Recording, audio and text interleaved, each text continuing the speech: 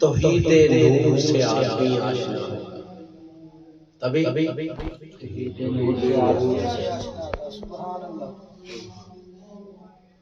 हम तो कहते हैं ना हम तौहीद पर चल रहे हैं। किस तौहीद पे चल रहे हैं?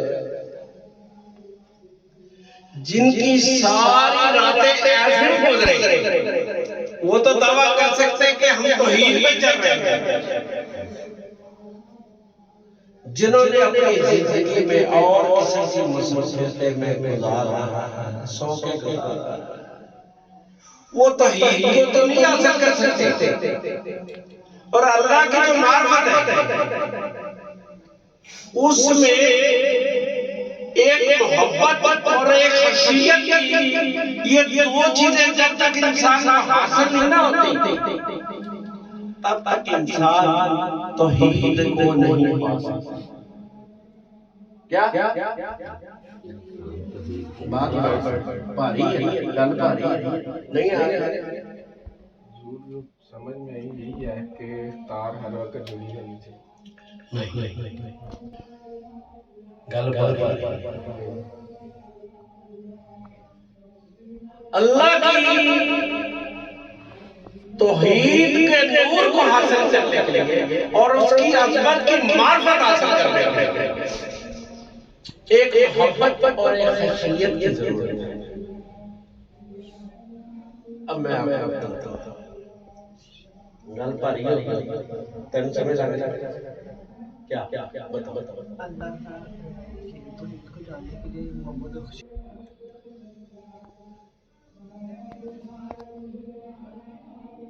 अल्लाह ताला ने इस जिस्म से पहले अल्लाह ने दिल को पैदा किया। दिलों, किसको? दिलों को।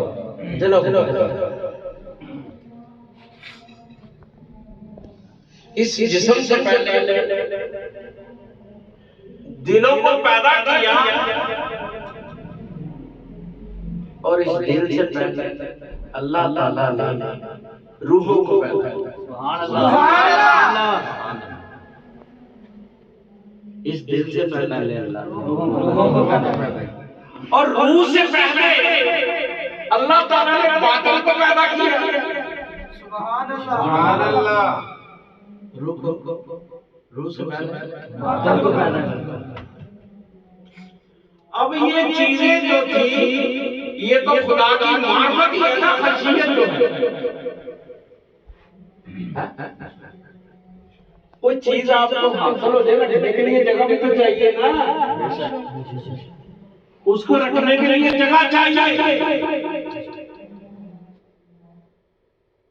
तो अल्लाह ताला ने इस जिस्म से पहले दिल को बनाया और दिल से पहले रूह को बनाया, रूह से पहले बातिन को बनाया। अब आपको बात समझ आएगी। दिल को अपनी मोहब्बत में रखना। सुभान अल्लाह। दिल को मोहब्बत में रखना।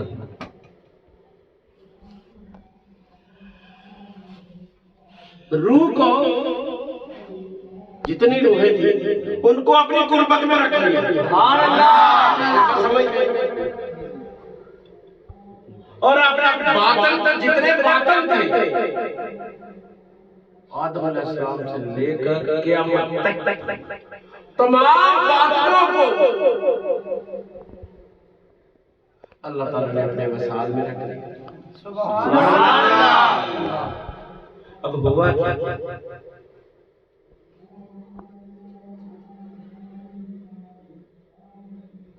जिस्म को एक घर बना दिया, दिल में अपनी मोहब्बत डाल दी, सुभान अल्लाह, सुभान अल्लाह। रूह में अपनी कुर्बत डाल दी, सुभान अल्लाह। तन में अपना वसाल डाल दी, सुभान अल्लाह। साल समझ जाए इसी से मेल वसल हो। ये सारी चीजें जो है मोहब्बत में है ना। अब अल्लाह ताला ने क्या किया? दिल को जिस्म में डाल दिया, दिल में रूह को डाल दिया, और रूह में अपने बातन को डाल दिया। अब तीन चीजें क्या मिली? मार्फत भी मिली, मोहब्बत भी मिली, कुर्ब भी मिला, वसन भी मिला। किनको मिला? जिसने ये तौहीद नूर हासिल करने के लिए अपने आप को उसकी राह पे लगा। और फिर जब ये इसको सारा इकट्ठा करके इसमें तैयार किया ना, तो बंदा अल्लाह का आरिफ हो गया। आरिफ कहते हैं जो उसकी मार्फत पा चुका हो, जिसको उसकी पहचान हो चुकी है। जब तक आपको ये ही नहीं पता था कि दिल क्या है, रूह क्या है, बातन क्या है, जब ये पता चलेगा ना, तो फिर आपको पता चलेगा उसकी मोहब्बत क्या है और उसको किस तरह से मोहब्बत में इबादत करके कैसे आया। और जब आप ये रूह को नहीं समझेंगे तो आपको बुरा नहीं पता चलेगा बुरा कैसे आता है। मैं एक तजर्बे की बात बता रहा हूं। अगर यहाँ आके कोई 2-3 जिन बैठ गए तो यहाँ इतनी गर्मी पैदा हो जाएगी, हीटर लग जाएगा। ये जिन्नात इतनी, क्योंकि नार के बने हुए हैं, जो नूर का बना है, जिसने उन तजल्लियात को 70,000 मरतबे में रखा हुआ है। सुभान अल्लाह, सुभान अल्लाह।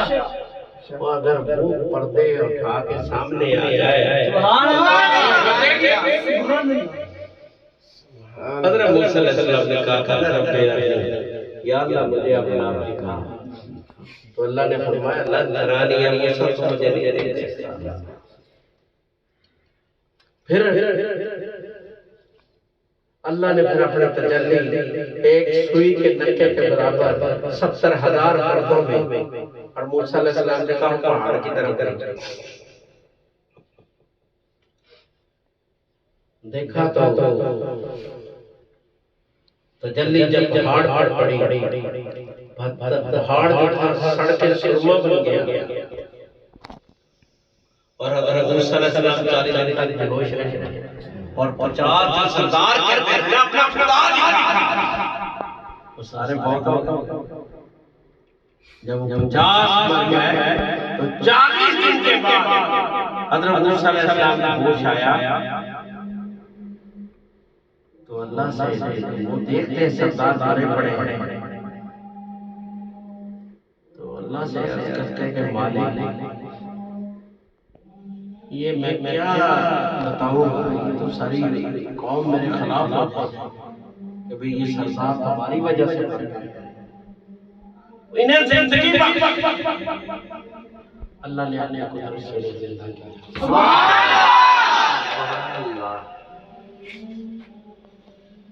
मोहब्बत तो एक जगह पे रह गए, जब खशियत हासिल हुई तो फिर तजल्लियात का नज़ूल हुआ। सुभान अल्लाह। फिर अंदर वो तलब पैदा हुई कि मैंने खुदा का दीदार किया। सुभान अल्लाह।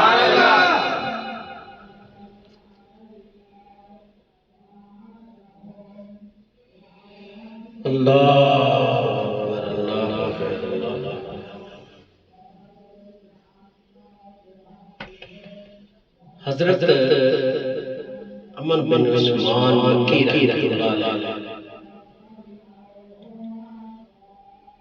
ये रवायत करते हैं, जरा सुनिए।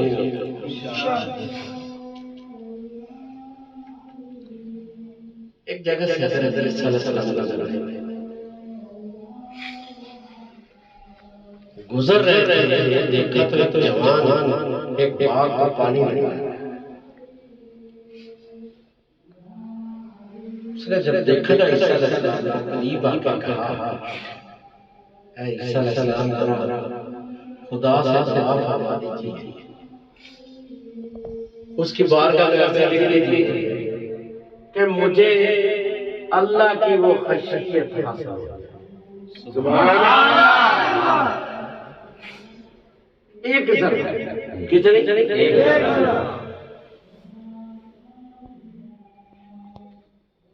तो कहने लगे, ऐ नौजवान, तू इस चीज का तहम्मुल नहीं है कि तू अल्लाह का एक जर्रा इश्क तुझे मिल जाए और तू अपने जिस्म में समा के फिर पर जाए।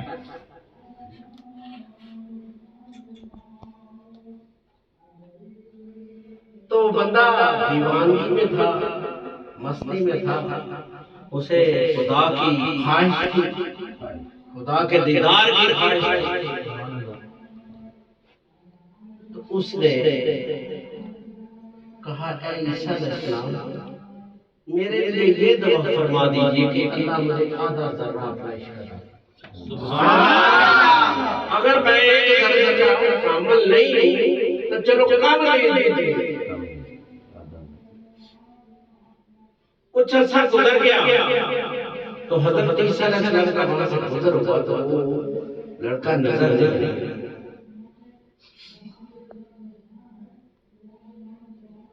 जब नजर नहीं आया तो आपने वहां लोगों से पूछा, यहाँ एक लड़का काम करता था, लोगों ने बताया कि वो दीवाना हो गया। जब वो दीवाना हो गया तो यहाँ से जंगल की तरफ चला गया। हज़रत ईसा अलैहिस्सलाम के दिल के अंदर एक जुस्तजू पैदा हो गई कि मैं उसकी हालत को देखूं जिसे आधा जर्रा उसका इश्क का हो। सुभान अल्लाह। ढूंढते ढूंढते एक पहाड़ की चोटी पे देखा तो वो खड़ा है आसमान की तरफ मुंह करके। हज़रत ईसा अलैहिस्सलाम वहां पहुंचते थे, उसे बंदे को बुलाते हैं, सलाम बोलते हैं, वो जवाब नहीं। तो फिर उनसे क्या फरमाते हैं, क्या नौजवान, मैं ईसा से बात कर रहा हूं। वो भी जवाब नहीं। खुदा की तरफ से आवाज आती है, क्या ईसा, इससे मेरा आधा जर्रा इश्क। सुभान अल्लाह।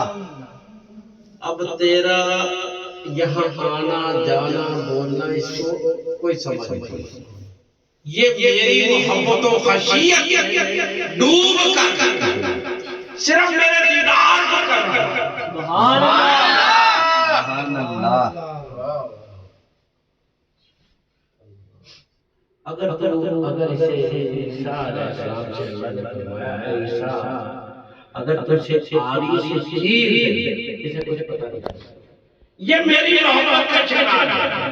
सुभान अल्लाह।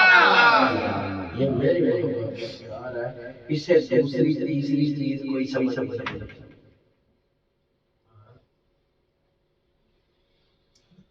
हज़रत ईसा अलैहिस्सलाम उसको ये कफियत दे के उसे छोड़ के आ गया। इसी तरह हज़रत याह्या अलैहिस्सलाम जवानी की उम्र ओ रोते रहते, गारों में जाकर खुदा की मोहब्बत और खशियत हासिल करने के लिए रो रो कर सजदे कर उसे याद कर उससे वो मोहब्बत हासिल करते हैं। हज़रत याह्या अलैहिस्सलाम की वालिदा ने उनसे कहा, बेटा तू मासूम है, तूने कोई गलती ही नहीं, तू क्यों इतना रो रो के खुदा से माफी मांगता है? खुदा तेरे से नाराज नहीं है। तो वो कहते हैं, अगर ऐसा करने से वो मान जाए और मुझे अपनी मोहब्बत और खशियत अता फरमा दे तो क्या मैं मां ऐसा काम ना करूं? मैं ऐसा ना कर अच्छा जब हजरत ईसा अलैहिस्सलाम और हजरत याह्या अलैहिस्सलाम को वो गारों में जाकर रोते थे तो काफी काफी दिन घर नहीं आते। 3 दिन हो गए घर से निकले हुए, ना कुछ खाया ना पिया ना आराम किया। गार में रो माँ के दिल में मतलब पैदा हो गई कि मैं जाकर देखूं मेरा बेटा कहाँ, ढूंढते ढूंढते उस गार में पहुंच गए। वहां पहुंचकर जब हजरत याह्या अलैहिस्सलाम ने वो आठ सुनी ना तो उनके दिल में आया कि अब मेरे लिए मतलब मौत तशरीफ ले आए हैं, मुझे अब देखो बाबा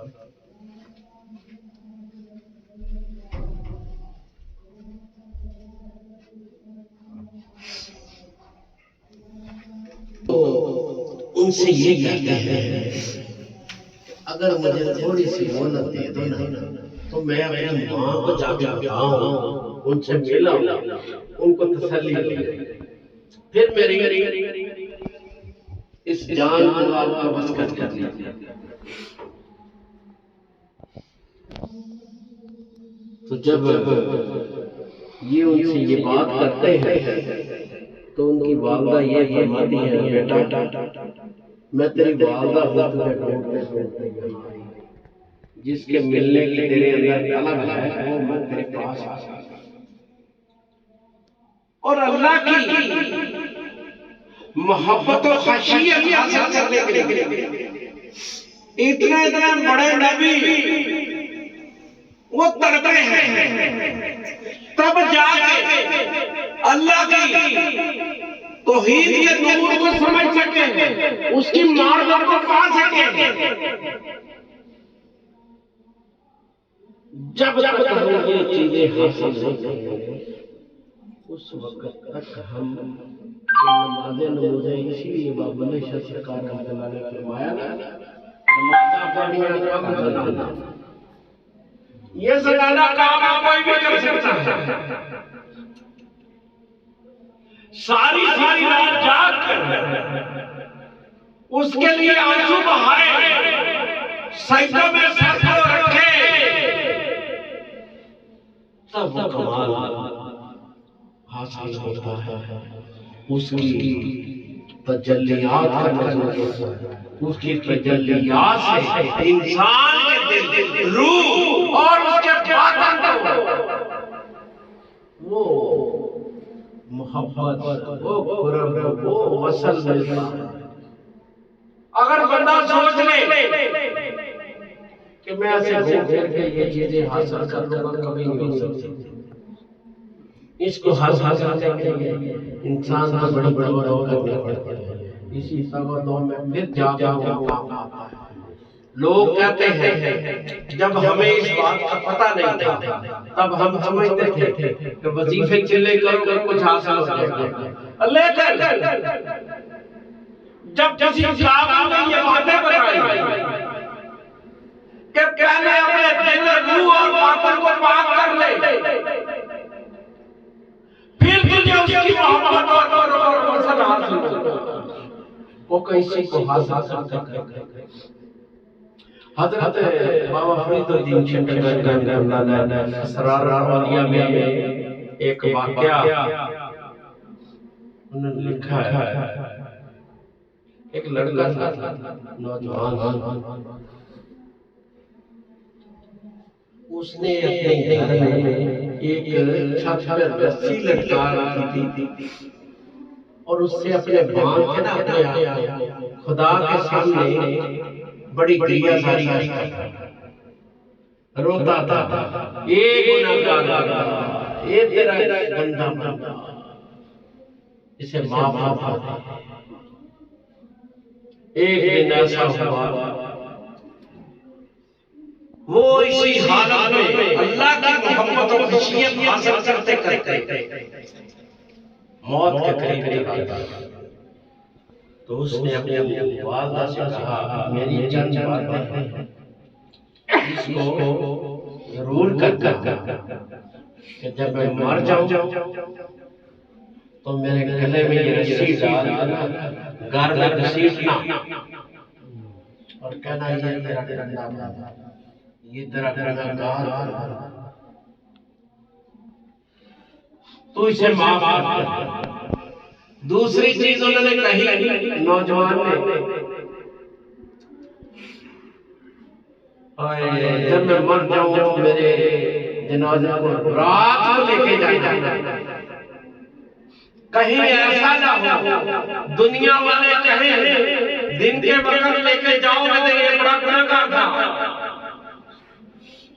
मैं अपने आप को छुप कर जाना चाहता हूँ उसकी बारगाह में।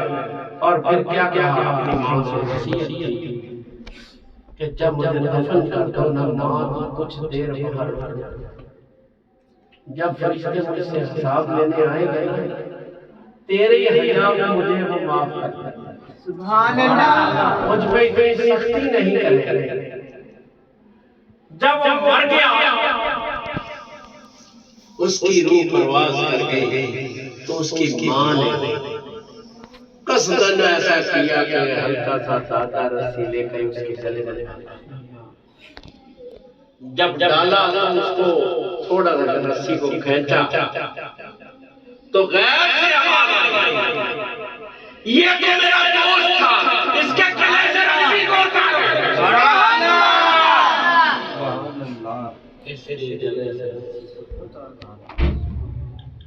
और एक और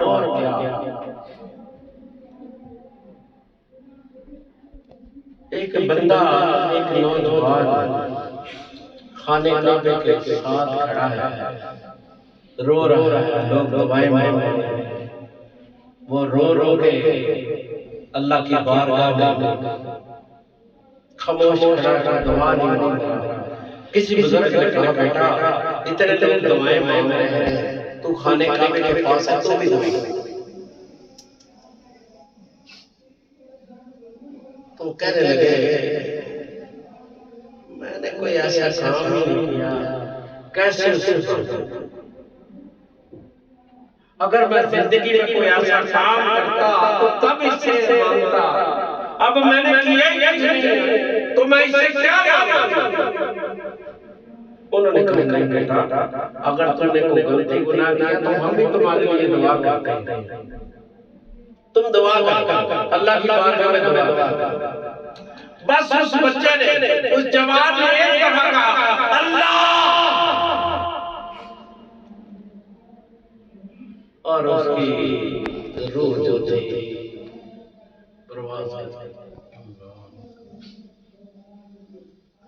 जो लोग अल्लाह की मोहब्बत और खुशियत को हासिल कर लेते हैं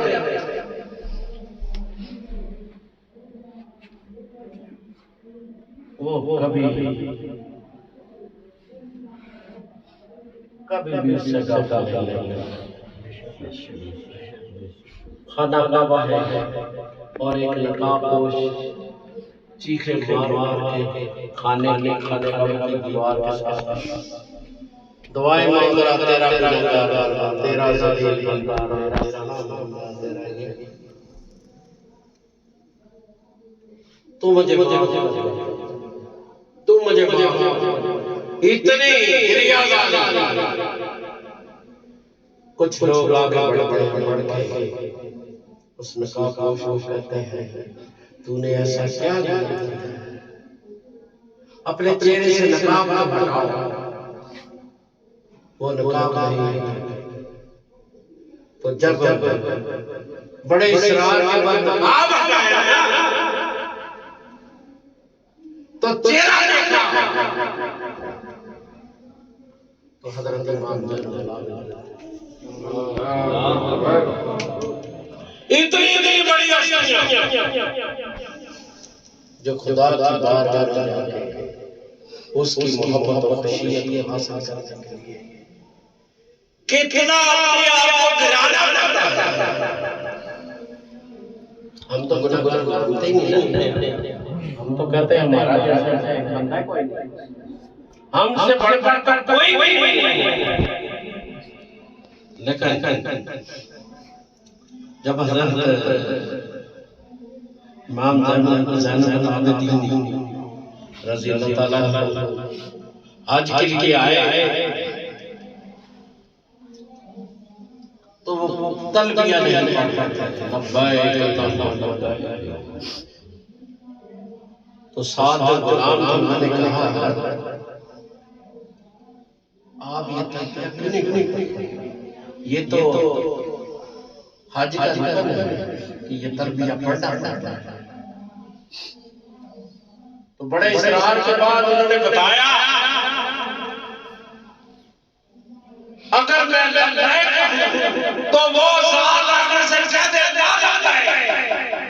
अल्लाह अकबर। तो फिर मैं तो मैं कहा बता पड़े तो वो अल्लाह की जात है, गफूर रहीम। बस एक भाई कहा अल्लाह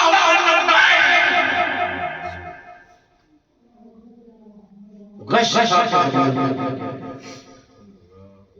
और जब तक हज होता रहा आप होश में नहीं आए। ये मकाम है उसकी मोहब्बत व खशियत। हमने इस राह पे चलते अपने आप को मतलब कुछ वक्त लगाया, जिक्र जुक्र किया, निकल गए, फिर जाकर उसी दुनिया में बस गए, उसी दुनिया में बस गए। जैसे इंसान कश्ती में बैठा है ना, तो कश्ती के अंदर अगर पानी आ जाए तो कश्ती डूब जाती है, अगर कश्ती के बाहर पानी हो तो कश्ती तैर जाती है। इंसान को इन खराबात से ये जिंदगी के जो इंसान के साथ चीजें जुड़ी हैं, इनमें रहते हुए भी अपने आप को इसमें शामिल न करे, इस पानी को अंदर ना आना। लेकिन हम पूरी तरह से डूब चुके हैं। हम ये नहीं सोचते कि उसकी राह पे खड़े अपने दिलों मोहब्बत को पेश करें। और मैं आपको बताऊं, सहाबा ने अपना घर बार बनाकर अल्लाह और अल्लाह के रसूल की खशियत हासिल की, उनकी मोहब्बत को हासिल की, इतने जख्म खाए, शहादतें हुई, उन्होंने फिर सिर्फ अल्लाह और अल्लाह के रसूल की रज़ा की। और हम क्या कर रहे हैं? और हमें फिक्र नहीं कि हम अपनी जिंदगी में अगर कुछ करें, हमें इल्म नहीं तो करेंगे क्या? हमें बस ये कहा है कि टूटी फूटी नमाज पढ़ो, तुम तो हाजिर मार ये कुछ नहीं।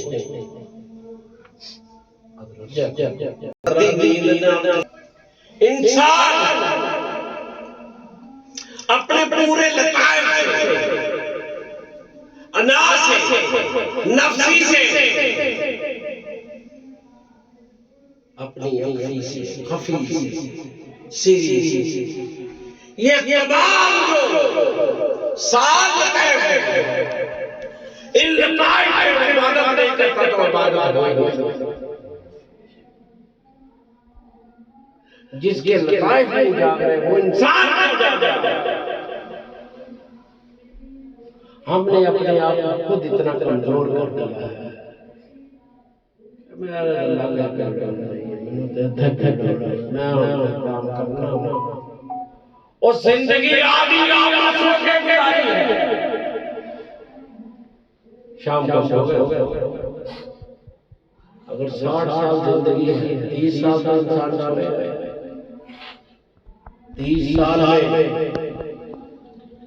सारा 1 घंटा या 1.5 घंटे की नमाजें पढ़ी, 24 घंटे, बाकी की सारी जिंदगी कमाने खाने में, बीवी बच्चों को टाइम दे दिया, उसमें अपनी जिंदगी को गुजार दिया। जब तक इन सारी चीजों से आपके लायक नहीं इख्तियार करो, तब तक आप अल्लाह की मोहब्बत और खुशियाँ हासिल करेंगे।